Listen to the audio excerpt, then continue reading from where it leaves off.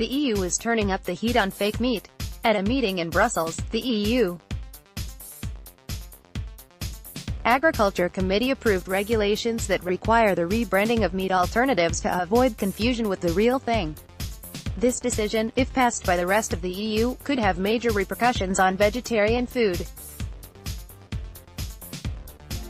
Under the new food labeling amendment, words like burger, hamburger, sausage, steak, and escalopes will be reserved for meat products. Veggie burgers might be called Veggie discs, Seitan steaks could be rebranded as Seitan slabs, according to The Guardian. If you're wondering what an escalope is, it's a thin slice of boneless meat or fish. Maybe forcing the renaming of soya escalopes isn't the worst thing in the world after all. In 2017, the European Court of Justice ruled to protect words associated with dairy products, hence, soya milk became soya drink, and anything marketed as cheese turned into plant-based alternative to cheese. Proponents for the new amendment cited this law as precedent. Why the pushback on tofu burgers? Plant-based diets are on the rise in Europe as vegan and vegetarian options go mainstream.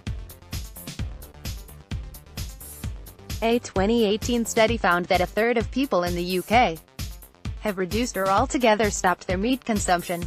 Searches for vegan or vegetarian barbecue recipes jumped up 350%, reflecting an overall increased interest in meat alternatives.